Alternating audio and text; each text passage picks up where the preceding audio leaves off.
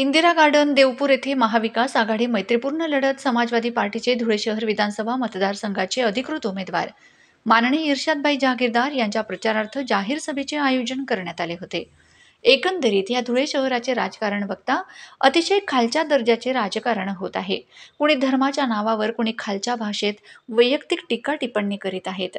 या सगळ्यात विकासाची व्याख्या काय असते हे जनतेसमोर एकमेव उमेदवार इर्शाद जहागीरदार हेच मत मांडत आहेत आणि कुणावर टीका करण्यापेक्षा धुळेकर जनतेच्या आयुष्यात कसा बदल घडवून आणता येईल याबाबतचे त्यांचे असलेले व्हिजन लोकांसमोर मांडून निवडणूक लढवित आहेत।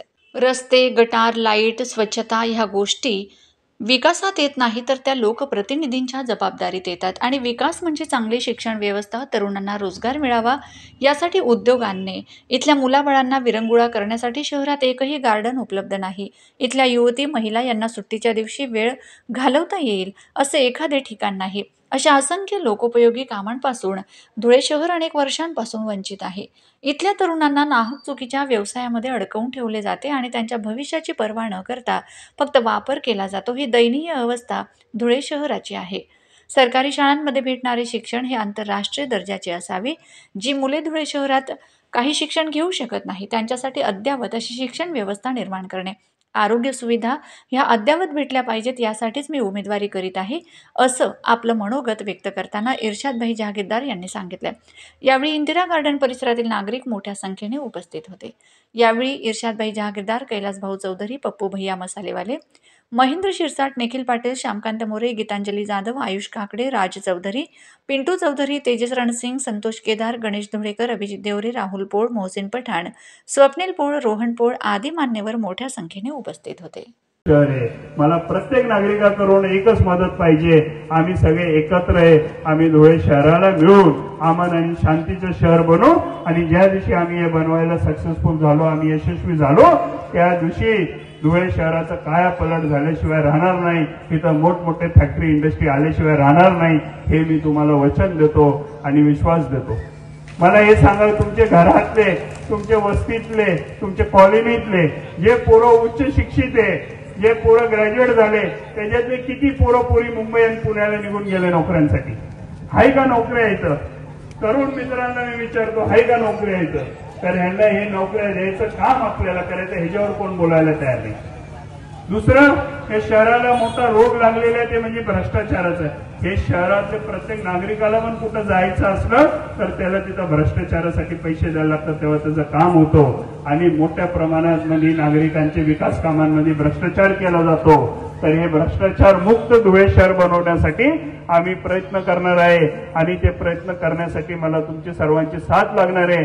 कोणताही विकास काम होत असताना जनतेचं त्याच्यात सहभाग नोंदून घेणार आहे आणि कोणता समजा हा रस्ता बनवायचा आहे तर त्या ठिकाणी हा एरियामधले 10 लोकांची कमिटी बनवू आणि त्यांच्या मार्गदर्शनाखाली तो विकास काम करू, तेव्हाच तो विकास काम दर्जेदार होईल असं मी तुम्हाला विश्वास देतो। आता दुसरी गोष्ट मी आपल्याला विचारतो, धुळ्यात रस्ते चांगले आहे का? धुळ्यात रस्ते चांगले आहे का सांगा ना? पाणी 8 दिवस येतो का? कचरा उचलला जातो का 8 दिवस? लाईटचं किती प्रॉब्लेम आहे? हे सगळ्या गोष्टी आहे ना, ह्याला मी रस्ते, गटर, नाली, वीज, पाणी ह्याला मी विकास मानत नाही, ह्याला माझी जिम्मेवारी मानतो। ही जिम्मेवारी मानतो की मला मत दिलेले लोक, धुळे शहरातल्या नागरिकांना चांगली सेवा मी पुरवायला पाहिजे। विकास करायचा आहे तर मला विकास गरिबांच्या मुलांसाठी, आज आमचे गरिबांचे मुलं जे सरकारी शाळेत जातात ते मुलांना विचारा, त्याच्या खिडक्यांना पण काच राहिलेले नाहीये आणि ह्या गरिबांच्या मुलांसाठी मला 10 अशा शाळा बनवायचे धुळ्यात, जिथं आमचं गरिबाचं पोरग जेव्हा शिकत असन ते मुंबईत, पुण्यात मोठे शाळांमध्ये जे लाखो रुपये फी देऊन तिथली पोरं शिकतात तेच आमच्या गरिबाच्या पोराला शिकायला भेटू द्या। आणि जेव्हा आमचं धुळ्यातलं पोरगान त्याची परीक्षा घेतली जाईल तर मला पूर्ण विश्वास आहे आमचा धुळ्यातलं पोरगा 1 मार्काने तरी पुढे जाईल। दुसरी गोष्ट, आमच्या मुलींसाठी, आमच्या बहिणींसाठी मला 11वी ते पोस्ट ग्रॅज्युएशन पर्यंत फक्त सरकारी गर्ल्स कॉलेज करायचंय, ज्याच्यातील प्रिन्सिपल ते आखरी व्यक्ती सगळे लेडीज असतील, एक पण पुरुषाला तिथे एंट्री नसेल आणि मला पूर्ण विश्वास आहे तिथून आमची गरिबाची मुलगी, आमची बहीण तिथून शिक्षण घेऊन जर बाहेर पडली ती पण धुळ्याचं नाव 7 समंदर पार रोशन केल्याशिवाय राहणार नाही हे मी तुम्हाला सांगतो। हे गोष्टीवर कोणी बोलायला तयार नाही. आज आमच्या मुली ज्या कॉलेजेसला जातात ते कॉलेजेसच्या बाहेर 2-5 टवाळखोर रोज बसलेले असतात. ही परिस्थिती आहे. या परिस्थितीवर कोण बोलत नाही. दुसरं, या देशाला 75 वर्षाच्या वर स्वातंत्र्य भेटून झालं, पण आज धुळ्यातला गरीब माणूस जर आजारी पडलं, त्याची तब्येत जास्त बिघडली तर त्याला मुंबईला घेऊन जायला लागतं आणि मुंबईला 350 किलोमीटर त्याला लांब न्यायला लागतं.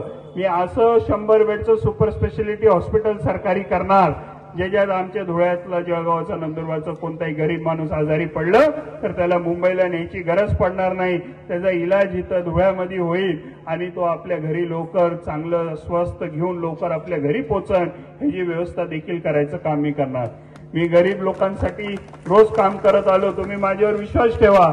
जर मी 270 बोरवेल केले असन, कोणताही भेदभाव न ठेवता हे काम केलं असन, तर तुम्हाला शब्द देतो, तुमचा आमदार तुमचा सेवाकरी झाल्यावर मी धुळे शहरातले 4 कोपऱ्यातून 4 बसेस सिव्हिलला सोडणार, ज्याच्यात फक्त सिव्हिलची पर्ची दाखवा आणि फ्रीमध्ये सिव्हिल हॉस्पिटलला जावा, इलाज करून परत या.